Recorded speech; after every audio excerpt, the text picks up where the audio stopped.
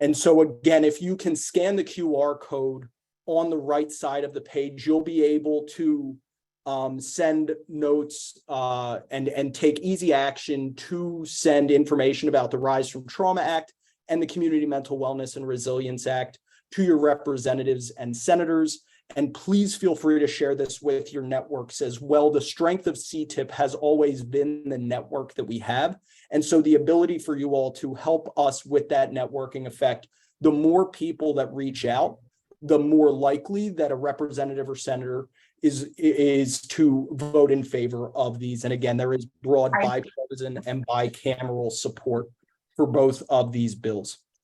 And so I appreciate you all letting me start with those calls to action. But again, with the school year starting, we wanted to begin with the opportunity to uplift our trauma-informed schools report that we did last year and re-uplift that ahead of, or at least at the very beginning of this school year, as we continue to work to create school environments that are trauma-informed and trauma-responsive. I will be presenting alongside with Peyton, and our colleague Whitney will join later to help us with a reflective activity toward the end. But Peyton and I wanted to start with Is it okay if I interject a little bit early? Please, Whitney. We're seeing weird boxes on the screen. I'm not sure what's happening. Can't view the QR codes, having some technical difficulty. Just want to make sure everyone can see these beautiful slides. Thank you. Yeah, you bet. No worries. That's better. They're still at the top. I think it's the Zoom, maybe the closed captioning notification. Beautiful, amazing, wonderful, Okay. getting better. I am going to go ahead and Whitney make you a co-host. Yeah, it's like the Zoom and boxes. if you can make Laura, I think that it's also people being admitted. It may just be blacked out on the screen. Yeah, there are these like Zoom boxes. Just wanted to let you know. Okay. Thank you very much. No, one for this to it's no good if folks can't see it. So very much appreciate that. Again, Rise from Trauma Act and CMWRA. I will leave these up for a second. If you can scan those QR codes very quickly, you can also go to ctipp.org/action to reach out and take easy action to reach out to your representatives and senators at the federal level to promote and support both of these bills. And then with the Trauma-Informed Schools report, just wanted to share that when I was growing up, it's important to acknowledge that I was very fortunate to have early access to early education and a supportive educational environment from a very young age. But as I went through my school experience, I was impacted by trauma in a myriad of ways. And I really wish that there had been a more trauma-informed school environment. On the bottom left there, you will see me and my childhood best friend, Doug, when we were graduating from kindergarten.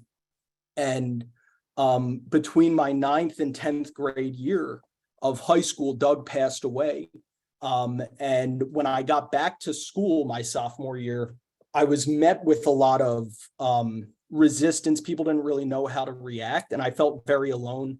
And on top of that, while being charged with continuing to operate at an academic level, there was not an understanding, or a full understanding at least, of the ways that complex grief was impacting me in the classroom. I think that one of the most important things that was missed was that when you're best friends with someone from the age of 3 until 15, so much of your life is spent with them in school. And yet there was not an ability for the school to properly react and recognize my sadness. And at times I was fortunate to have a mother who was such a strong advocate for me, and a father. My whole family was so strong and supportive. But at times the school was working to maybe even get me out of the traditional school setting because they just couldn't meet my needs. And school is a place that we have so many critical relationships. And so that was something that really hit me hard. And at the beginning of my career, I worked in the Philadelphia Public School District, and I recognized that so many people experience so much more adversity in their lives with far fewer supports. And that's really what got me into the trauma-informed movement. And I got a master's in educational leadership, wrote my thesis about trauma-informed schools. And then I got involved with CTIPP from there to cascade across other sectors as well. But this work around trauma-informed schools is so important to me from both a professional and a personal level. And I know that it's the same for my co-host on this call, Peyton Barcel. And so Peyton, I want to turn it over to you to tell your story and take us through the report as well. Thank you so much, Jesse. So hi, my name is Peyton, and yes, like Jesse, I very much have a personal tie to this work, and started all of this because when I was 9 years old, my dad very unexpectedly passed away. And at that time, I was just feeling really overwhelmed in schools. And I went back to my school the very next day, which is to say that everybody's grief process is very much not linear. And my teachers just were really unequipped with how to support me in any meaningful way. And so I spent a lot of time really feeling like my loss was my fault. And luckily, I had the resources to be placed into a peer support group that was outside of my school. And that was the very first time where I felt really like any amount of what I was going through was going to be okay, and that it was normal and that it wasn't my fault. And just I felt finally for the first time like I could see a way out. But it did leave me questioning why my school didn't leave me feeling like that. And so after a few years of healing and eventually beginning to volunteer at that organization, I started surveying students across Nevada, which is my home state, asking if they felt supported in their classrooms, and was met with a resounding no. And so was realizing that this was not just an experience that I had, and that this was more of an epidemic. And so I started brainstorming ways in which we could change that. And I spoke with the leaders of mental health first aid and a bunch of different organizations that did like pilot training programs with schools. And I started just cold calling schools around my valley, asking if they wanted to take part in a pilot training program with some sort of trauma-informed best practice education. But I was either about 14 or 15 when I started making all of these calls, and was like literally hung up with on the phone with some of these principals. Just nobody had very much interest in a student trying to pilot something like this. And so I had to think outside of the box and figure out a different way in which I could maybe implement trauma-informed training. And eventually decided that I would try to do this legislatively. And so I approached a lobbyist and thankfully found somebody to take on my case pro bono. And in the 2019 legislative session, I introduced a bill that would have originally mandated 8 hours of in-person training every 2 years, so professional development, to support all faculty in how to manage students who experienced some traumatic event. Due to budgetary and time constraints, however, that was not a possibility, and we ended with a 30-minute online training video that goes through best practices on how to support mostly younger students and how to handle different ACEs, but that has to be watched annually, and we are currently still in the process of trying to up that training requirement to more of an in-person development. And so there is still lots of good work to be done in Nevada, but I go through this story because I really want to highlight the importance of youth advocacy. On my own life, I feel as if I am much more equipped in just how to support myself and have healthy coping skills because I was given this opportunity at such a young age. But also these students really uplift one another, and they are experts in this material. And when we're talking about trauma-informed schools, it's students who we need to be listening to, who know what it is that they can benefit from. And so I really am going to highlight that a few times today while I'm talking, because if you are in a position where you can give a young person a voice, please do. It really makes more of a difference than I can even begin to articulate. So with that, I am going to start talking about the Trauma-Informed Schools report that I co-wrote last year that talks about practical strategies and real-life examples of creating safer and more supportive environments for everyone, students and even faculty at schools. Trauma-informed schools are are for everybody. So in this introduction, we really highlight that the human brain under stress or adversity cannot perform complex and long-term thinking, which is really important to remember, especially in the case of young people, because think about a time in which you've been under stress at work and whether or not you were doing the best work possible. And then imagine that same situation, but your prefrontal cortex isn't fully developed and you are still in a growing body and going through just the changes that everyday normal students are going through. There's no way that you can be focused on learning multiplication when you are at home dealing with the loss of a parent. And that's just one example. There are many, many other situations in which students really just cannot use like certain facets of their brain when they are struggling in the ways that trauma allows for, because trauma can make it really difficult to follow school rules and focus on assignments. And like in my situation, I was a really strong student, but I was a really shy student before my loss. And after my loss, I totally shut down and didn't participate in class at all. And my teachers really never asked me what was wrong because I was always a shy student. And so they didn't really think that anything could possibly be wrong because that was how I had always been. And so just remembering that I lost these slides somehow. I'm so sorry. Yeah, Peyton, that's my fault. I was trying to work on something on the back end. My apologies, everybody, for all of the technical difficulties. I am sharing the slide again. Thank you. Sorry, Jesse. No, that's my fault. I'm sorry. All good. So yes, I'm going to move on to trauma-informed school environments provide compassion and support for students who have experienced trauma. I was 3 years post-loss, the very first time I had a teacher really step to the side and say, I think that you need some extra support right now. And it really made all the difference to just have this one teacher stop and acknowledge that even something that had happened to me 3 years ago could still be such a powerful influence in my day-to-day life. And so we are not asking teachers to be superheroes. I mean, teachers are superheroes and are doing just such excellent work, but here we're really just asking that if you are in a position of power, to recognize that you have that power and take a step back and realize that students need support in ways that just a classroom setting can't always give them. Because trauma-informed environments really need to be uplifted with out of school time programming, and to be able to help students and children cope with that trauma. And so these things working in tandem together are a really important way to just couple all of that work and make sure that supportive school environments can improve the lives and support society at large, because schools are such an integral part of society. And as social creatures, the greatest buffer we have to address and prevent trauma is supportive relationships, and that is the case in schools and elsewhere. The pervasiveness of trauma is a lot larger than people really give it credit. More than 2/3 of children reported at least one traumatic event by the age of 16.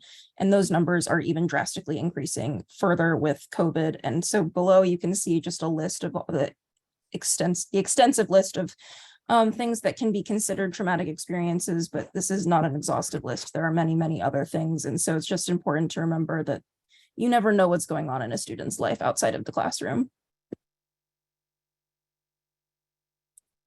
I'll read this quote here, that experiencing complex trauma, i.e. prolonged, repeated, or multiple forms of trauma, can impact healthy development. And without proper support, complex trauma can lead to changes in the brain that impact the body and mind throughout the lifespan and influence behaviors and relationships. And complex trauma is a lot more prevalent when you are not getting support in the ways that you need it. So I experienced a lot longer lasting effects of what happened to me because I was not feeling that support in the classroom. And so I was struggling a lot with anxiety and depression in the years leading afterward, because I could not make sense of my loss and could not make sense of what exactly was going on. And again, did not feel that support in the classroom. How does trauma show up in classrooms? So there are different ways in which students can exhibit different behaviors where it may be stemming from trauma, and those include hyperarousal, intrusion, and constriction. There's also seems to be a myth that a lot of students will fall into one of these three categories, and that is not the case. I myself have fallen into all three of these categories at different times in my life. And so I think that's really important to remember, that there's no one way in which a student is exhibiting a cry for help. Hyperarousal can be exhaustion, but it can also be being really easily overwhelmed and having a lot of different sensory needs. And so having spaces in which students can decompress and calm down and be by themselves is really, really important. Intrusion can be outsized reactions, emotional distress, and outbursts. And constriction is the opposite, being shut down or avoidant, appearing uninterested or unengaged and underperforming. But intrusion and constriction, while they're on one and the other side of things, really can be coupled together with a lot of emotional outbursts and then just totally shutting down afterwards. And so really looking out for these key things and recognizing where this is more likely to happen is important, so that we are not treating these things as disciplinary measures and rather figuring out how to support these students. Why the status quo isn't working.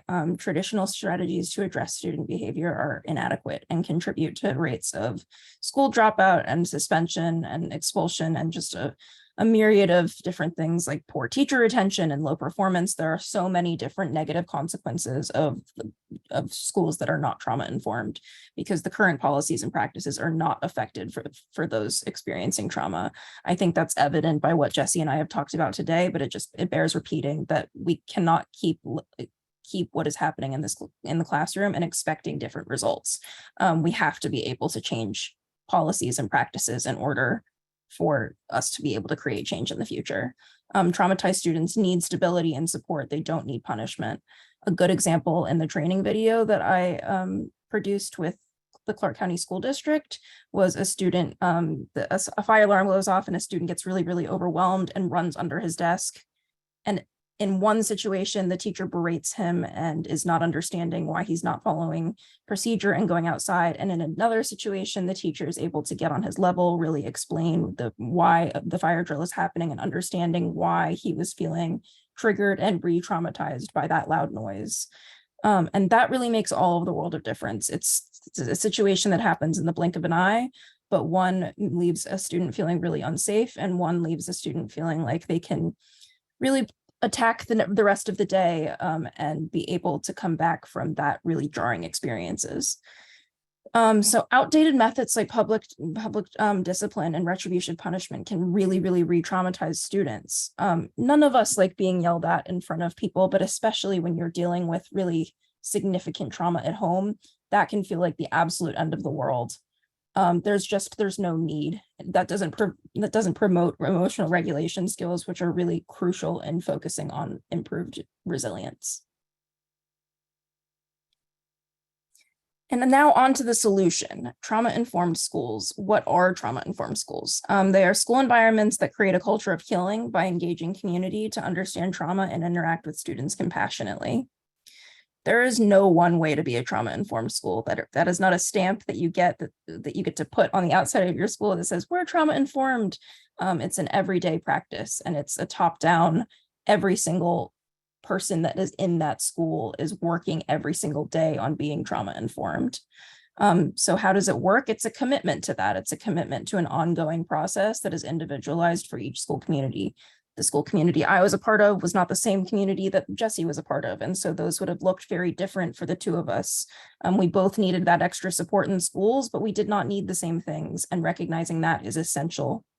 And then as for implementation, there are many ways to go about this, but professional development, new policies, practices to support implementation through the school, just really giving people that support and recognizing that this is not a one-day thing, this is an ongoing practice, is very important. I'm going to go through each of these common elements for transformation. I apologize for reading off of the slide, but it feels important to touch on each thing. So psychological safety is prioritized and modeled from the top. Staff receive training to better understand trauma-related science, regulation skills, and therapy versus therapeutic intervention. There's ongoing conversation about what is working and what needs to improve. Relationship development and maintenance are valued to create a whole community of support. I will emphasize a whole community of support.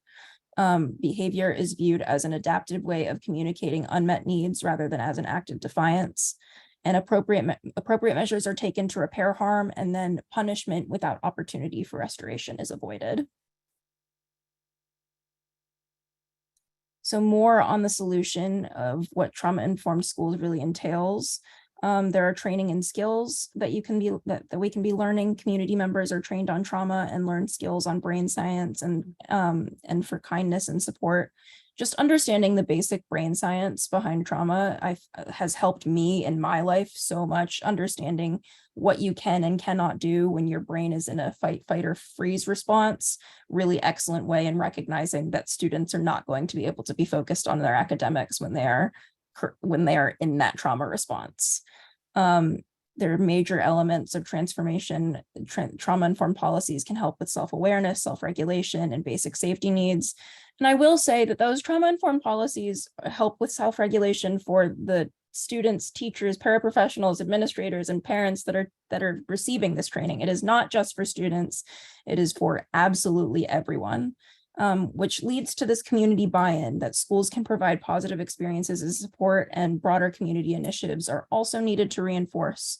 And so we are starting with schools, but we need trauma-informed hospitals, and we need trauma-informed police forces, and trauma-informed communities really is what we are eventually looking to create. And so just to build off of what Peyton's been saying, these are not just theoretical practices. We have seen trauma-informed educational practices work in many, many schools. And in our report, we highlight 2 schools in particular, just to say this report is not an implementation guide. It doesn't go that deep, but it is a wonderful tool for advocates to be able to use to talk about what we're saying when we're talking about trauma-informed schools. And what we saw at John T. White Elementary School in Fort Worth, Texas, was that they had a challenge around poor academic performance, removal and walkout rates, really those school discipline practices, and a high rate of reported student trauma. And this was a Title I school in Texas. And so the transformational elements that they focused on were really relationship building and emotional regulation, developing a routine and connection building, and promoting and providing resources for students, and really replacing the traditional discipline as much as possible with more of a restorative justice orientation. And as a result, in a short amount of time, suspensions dropped by 98%. And beyond just the discipline rates, the academic performance of the students, when there was a culture and when there were conditions of safety and empowerment created throughout the school culture and community, the school actually passed the state exams for the first time in its history. Teacher retention increased, and there was an all-around better culture. And in Hawaii, and I just want to send love to our network in Hawaii right now with all that they are facing. Our thoughts are with you, and we've been on calls, and just wanted to call them out. I actually meant to do that during the Community Mental Wellness and Resilience Act part, but got distracted by the technical difficulties. But this school district throughout Hawaii implemented trauma-informed supports to really disrupt the school to prison pipeline and improve future career and lifelong prospects for students. And they focused on really making sure that the administration was bought in and that staff were helping to create a trauma-informed culture. And again, there was that common practice around shifting from discipline to more of that relationship orientation and inclusionary practices. And as a result, you saw so many behavioral incidences decrease. Bullying and harassment fell as that school culture got better, and a graduation rate increased by 10%. and early college enrollment increased. And again, you saw teacher vacancies reduce, which has a real economic impact on the school district itself. So while we always say that the most important part of this is the human side of the work and creating trauma-informed communities, you do also have these economic benefits that we see sort of cascade throughout. And so I'll leave this up for a second. For those of you who haven't seen it, or for those of you who may have who want to see it again, you can scan this QR code or go straight to that link to download our Trauma-Informed Schools report. We welcome you to share it and use it however you best see fit, but we really hope to encourage that there is continuing to be an ongoing commitment to creating trauma-informed schools for all students, for all teachers, for everyone in the school community, as we work toward creating, like Peyton said, trauma-informed communities and a trauma-informed country, and over time, a trauma-informed world. I really quickly want to share this video from Sandy Bloom, who unfortunately isn't able to be here with us today, but is allowing for us to use this about democratic schools and why democracy is an antidote to trauma. And so I'll go ahead and share this video from Sandy now. I want to talk about democracy in schools and begin by addressing why. Why is that important? Why are we even having a discussion using what is usually a political concept and applying it to the education system? Democracy is the foundation of a democratic society, and it is a way of life. It's not just a way of making decisions or voting for a president. And yet many people today, when asked, that's their response. The reasons I think democratic schools are so important resides within an understanding of what democratic participation really requires. Because it's the habit of coming together as equals, living in genuine community, to make decisions that affect all of us, within which we are not coerced or manipulated by people with access to forms of private and specialized knowledge. It's a moral commitment to the common good and to community that transcends both our own self-interest and emotions and exposes the tendency for people with more power and groups with more power to manipulate the rest of us. It requires an ability to analyze, critique, and evaluate options that may be very complex and look out in the future with each of those options as to what the short-term and the long-term consequences could be, and also try to consider as best we can the unintended consequences. To practice democratically requires a forum within which groups of people can discuss issues and ideas, because it's through that kind of discussion that we create and clarify and really know our own positions, while at the same time having to understand the perspectives of others and maybe even change our minds because we've learned something. And it affords the opportunity and the ability to locate relevant information and uncover all of the interpretations of that information that may provide new meanings.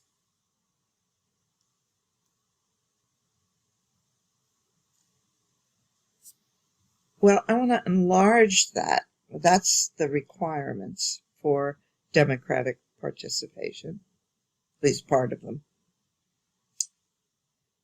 But what I'd like you to entertain is the notion that democratic schools and democratic classrooms within schools may actually provide a cultural antidote to the trauma and adversity that most children in most classrooms across America have or will experience. And Peyton, I'll turn it back over to you to talk about some of the groundbreaking work that, or the new work, I should say, that we're doing around creating a report revolving around trauma-informed care for students with learning differences and trauma-informed approaches for students with learning differences. But again, just want to thank Sandy for everything that she's done for CTIPP as our founding chair of our board, and for the trauma-informed movement at large, and of course for letting us use that video.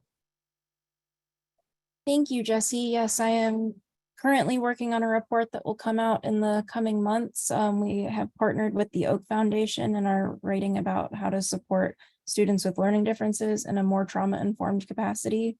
And with that, I want to go over some definitions that I think are really important when we're discussing this work, discussing disability justice.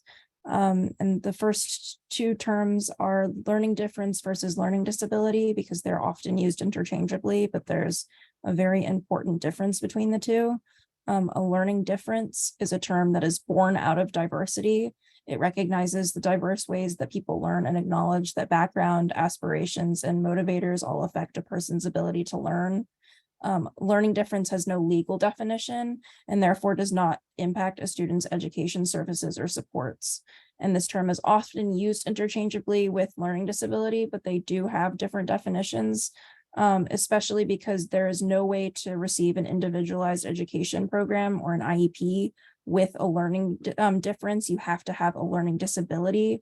And so in the current way that the special education system is set up, there are often a lot of students who are not able to receive those special education supports because they have a learning difference rather than a learning disability. And a learning disability is a disability that affects the acquisition of knowledge or skills, in particular, any various neurodevelopmental conditions affecting the learning and use of specific academic skills, such as reading, writing, or mathematics.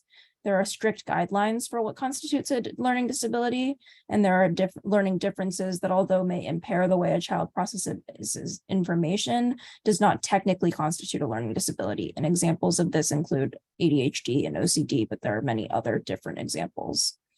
And that is why we are really making a push to inclusive classrooms. And there's no one way to be a trauma-informed school. There's no one way to be an inclusive classroom. But inclusion involves carefully assessing a child's needs and then implementing a strategic plan to support that child within the traditional classroom setting. And the purpose of inclusion is to create a well-rounded classroom for both students with special needs and traditional population students. And this way, the education system would benefit those with learning differences and learning disabilities. And while there are a lot of different solutions to creating inclusive classrooms, one that we are spending a lot of time highlighting in the report that will be coming out is an integrated co-teaching classroom, or ICT. Integrating co-teaching is a classroom in which a traditional education and a special education teacher jointly provide instruction to a class that has traditional and special education students. And this model approaches special education learning through an inclusive lens. So there's a lot of research that is coming out in the last 5 or so years that's saying that ICT classrooms are really, really excellent ways of promoting inclusion in the classroom. And it's a really exciting development. And so states that are doing a lot of work with this currently are Massachusetts, Virginia, and particularly Pennsylvania. We spend a lot of time highlighting Pennsylvania because they have an inclusive framework that would really work for any state, and it's available publicly online. And it's a really good baseline in understanding what exactly an inclusive classroom is and why inclusive classrooms are trauma-informed, because inclusivity is an inherently trauma-informed practice. And we have to be talking about these terms jointly because they really go hand in hand, and there is no trauma-informed school without inclusive classrooms and vice versa. Thanks, Peyton. And that reminds me of a blog post that Whitney Maris wrote on integrating trauma-informed principles with the principles of accessibility, belonging, diversity, equity, inclusion, and justice, which is in our resource center as well. I want to share a quick video. There were supposed to be two, but I think that with time, we're only going to be able to show one to make sure that we have time for the reflectivity activity. But DJ Savaries is one of my good buddies from college. I actually got to be with him over the weekend, and he has a documentary called Deej. And this is a quick clip with his voice, his narrative about why inclusion is so important for students with learning differences.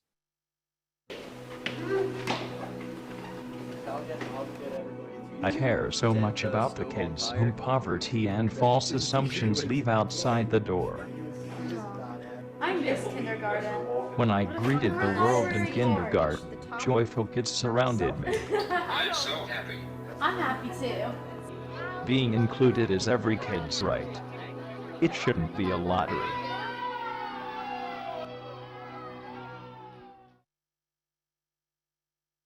And so just want to share that Deej, the full documentary, is going to be available through PBS, where if you scan this QR code, it'll be available. They're going to play it on August 24th at 8 p.m. Eastern. And then it will be available to stream for the month through September 23rd. And it's again, just a great first person account about living with a learning disability. DJ is nonverbal autistic, and navigating through life and really uplifting youth advocacy, which, as Peyton mentioned, we've been fortunate enough to partner with the Oak Foundation, and not just on the report, but also on promoting youth advocacy. Because like Sandy was saying with democratic schools, we need to hear from young people as we shape the systems that impact their lives. As CTIPP, we want to make sure that we are congruent with the trauma-informed model that we are promoting. And so we want to make sure that there are relational buffers that can be there as students tell their stories. We don't want to exploit any story. We want to make sure that we are supporting students, but giving them the opportunity to uplift their voices as they would like. This is a picture of in that first year that I had out of college when I was working at Hill Freeman World Academy, 5 students with autism, where we prepared speeches, worked together for a couple months to deliver speeches about why they wanted to have a more inclusive school environment at Hill Freeman World Academy. And just very excited to announce that in this project, starting next month, we'll be bringing on a director of empowerment and engagement who will help lead these efforts. And we are so excited to introduce Antron next month and moving forward as well. Wanted to play this video of some of the students reading, but we'll share that or leave that for now for when we have the students, when we come out with the report for students with learning differences. Makai gave me his permission to share his presentation, but because of time, want to turn it over to Whitney Maris to walk us through the reflection activity of story of self, story of us, and story of now as we prepare to advocate for trauma-informed schools ourselves. Thanks, Jesse. Excellent. Hey, folks. I do want to just take a moment to acknowledge the significance of what Peyton and Jesse so generously shared with us. So just wanted to humbly express, oops, I hear my voice echoing and it's my nightmare. Just expressing my gratitude, and also just giving voice to the community's collective gratitude as expressed in the chat. Such special, significant sharing of profoundly human stories. So perhaps their storytelling spurred your own thinking about your story or of what brought you to the here and now in this meeting, in this moment. And so we'll be talking about the story of self, us, and now, though before we dive into the specifics of this effective storytelling framework, which comes from Marshall Gans out of Harvard, there are 2 things that I just want to mention up front so you can sort of tune into them as we describe the framework itself. So first, it's that today we are giving sort of the highest level of detail in the interest of time to this model. And if you want to know more about this framework for the purposes of general advocacy, there's a whole module of our free online self-paced advocacy series that you can find on our website that goes deeply into the reasons that this framework is impactful, helps you really conceptualize and operationalize the principles we're talking about today, and also just invites you to consider each element of the framework more granularly to help you think about and shape a coherent and powerful narrative. As Karen in the chat said, telling stories of our developmental trauma experiences are so important for our healing process, and also to raise consciousness, to mobilize change.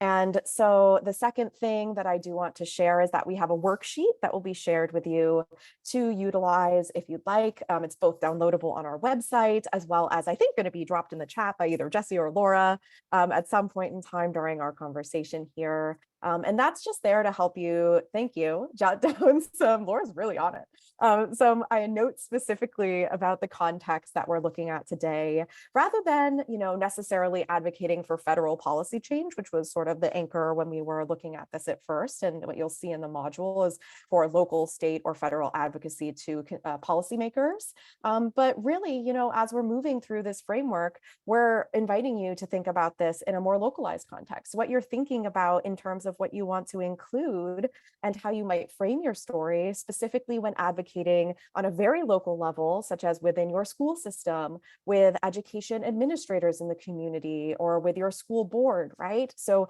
really thinking at this localized level, what are your community's needs? What are your students and families' needs in terms of advocating for a trauma-informed school and finding your place in this story as well? So with those details up front, let's dive into each of these three elements. Again, just at this very high kind of quick level to give you an idea of the framework. And then you'll be able to take notes to formulate your own story. If you want to do that while we're moving along, we're also going to give you some time afterwards to put your thoughts together independently after my little spiel here. Feel free to use that. It's in the narrative planning / reflection exercise at the bottom of Laura's links. So in short, this story of self, us, and now framework that we're about to go through is intended to help you convey what has called you to this change work, the values that unite all of us in action, and the urgent challenges to those values that we must overcome together. So zooming in to this slide from there, the story of self involves you describing the experiences, the challenges, and the choices that inspired you to act on this important issue. It's vital here to really illuminate the choice points during those moments in our lives where, even in the face of uncertainty and challenge and uphill battles, we still make the intentional decision to act in alignment with our values, again, even when it's tough or countercultural. So it helps to be thinking about answering questions like, when did you first feel like you had to do something? How did you get the courage and honestly the hope to act, given that, Peyton really illuminated that our systems and institutions right now aren't necessarily working in the way we need them to? What have been the lessons learned along the way? What are the reasons that you've kept showing up to meet these challenging moments with action and, again, hope, rather than despair or simply turning away due to the barriers before us? Next, the story of us, in essence, captures the shared values, the experiences, the capacities of folks joining together to work toward change. And that includes uplifting both the challenges experienced by the fellow community members, like you individually, as well as the community collectively, as well as the moments of triumph and success and progress and resiliency and capacity and strength that you've noticed along the way.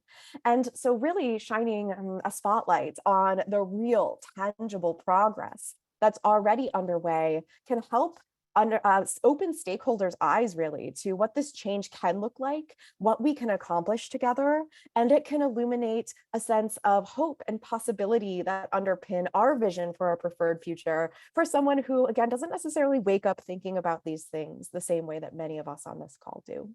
So this is another place we're gathering information about your audience's mission, their vision, their values up front will be particularly valuable to you for framing your story. You can really highlight the common ground you have, and you can create a sense of unity around the desire to build on the amazing work already being done to shape our schools and communities to be more trauma-informed, healthier, and more resilient.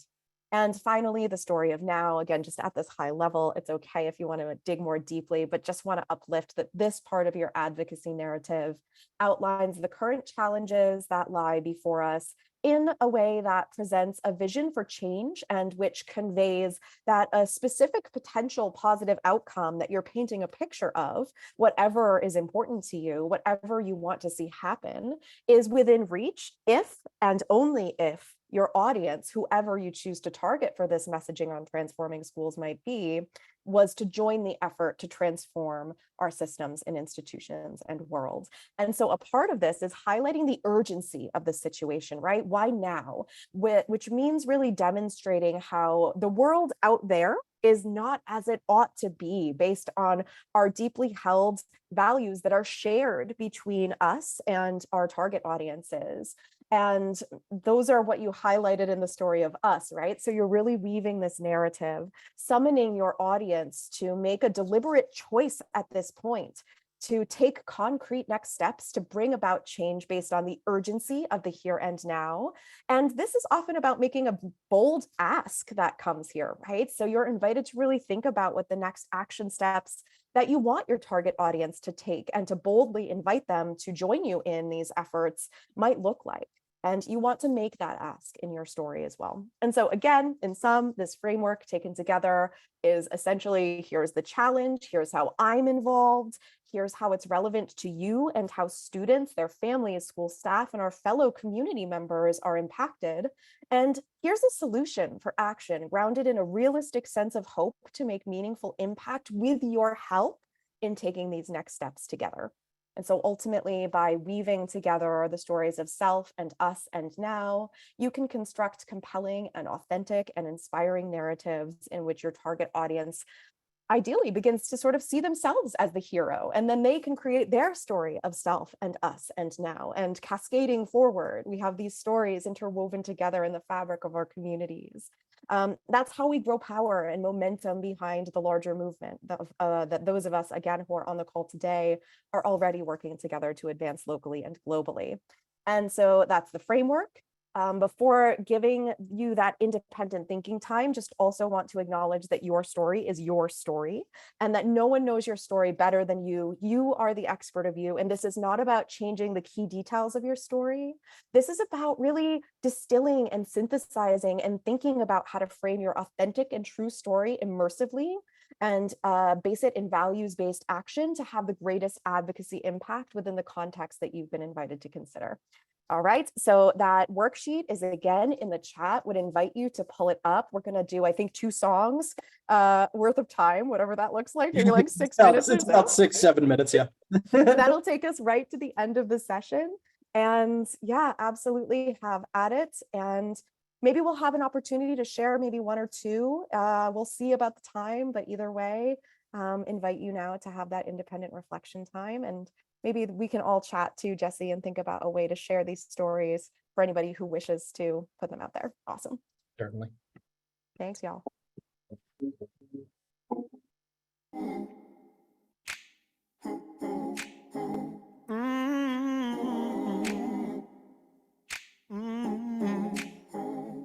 Walk with me, I'll walk with you down these troubled roads we've stumbled into.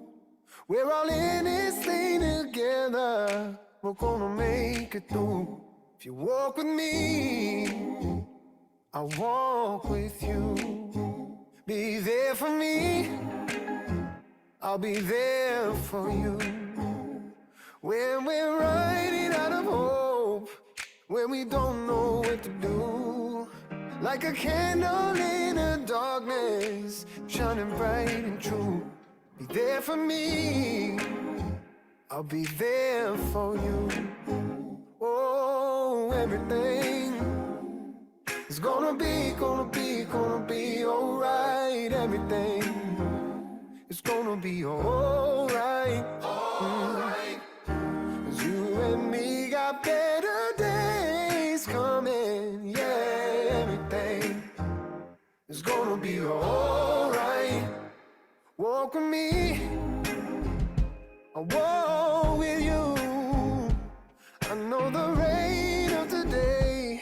will bring tomorrow's bloom, where we can't see where we're going, what the world is coming to. You walk with me, I'll walk with you. It'll be alright.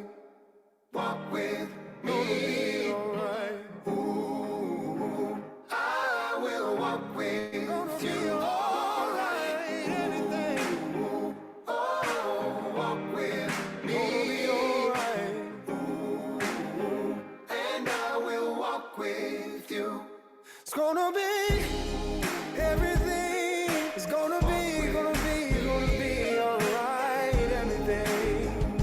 I will walk with. Gonna be alright. Ooh, gonna be alright. Anything. And I will walk with. Gonna be alright. I will walk with. Gonna be alright. Gonna be alright. Walk with me. I will walk with you.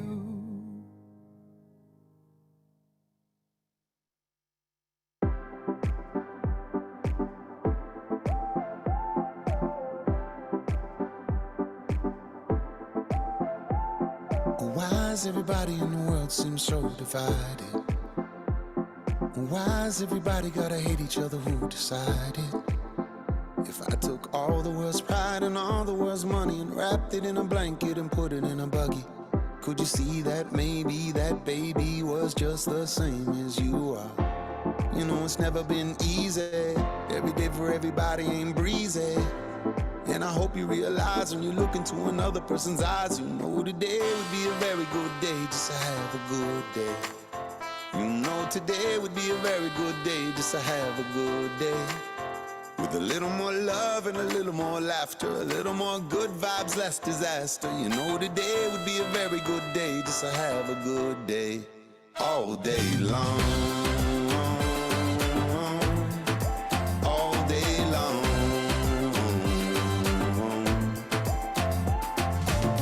Good days, please come more often. Everybody's in the streets out coughing. Smog in the air, gonna send you to your coffin. Plastic everywhere down there with the dolphins. Everybody was born to a mama, so everybody is connected like karma. So disconnect yourself from the drama.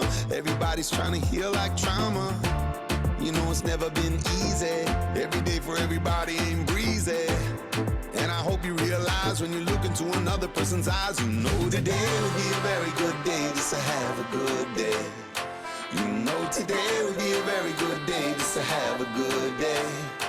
With a little more love and a little more laughter, a little more good vibes, less disaster. You know today would be a very good day just to have a good day. And I say, hey, hey, put all my troubles to the side. And I say, hey, hey, thank God that we're alive. And I say, hey, hey, put all my troubles to the side. And I say, hey, hey, thank God that we're alive. Today will be a very good day just to have a good day. You know today would be a very good day just to have a good day. With a little more love and a little more laughter, a little more good vibes, less disaster. You know today would be a very good day just to have a good day. All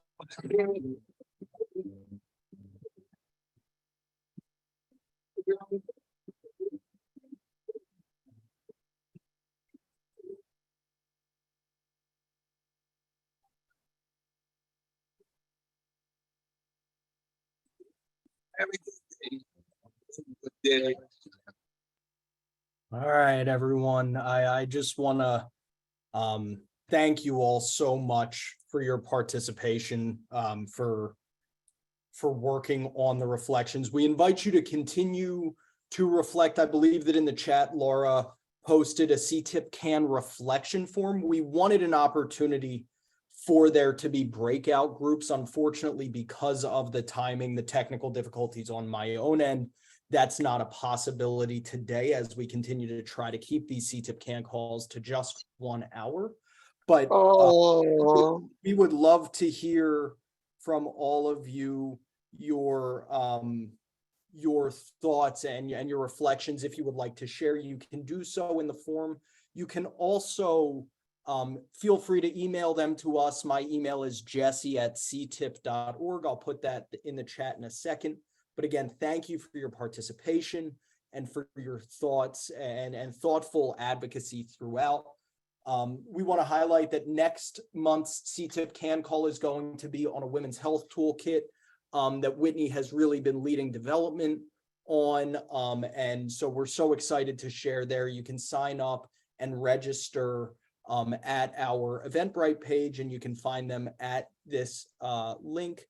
And with that, just want to say thank you for everything you all do for our educators and for our students. We wish you a wonderful school year ahead. We know that there will be challenges, but we hope that we are able to continue to move toward creating trauma-informed school environments to benefit everyone in school communities, and we continue to build trauma-informed or capacity to create trauma-informed communities broadly.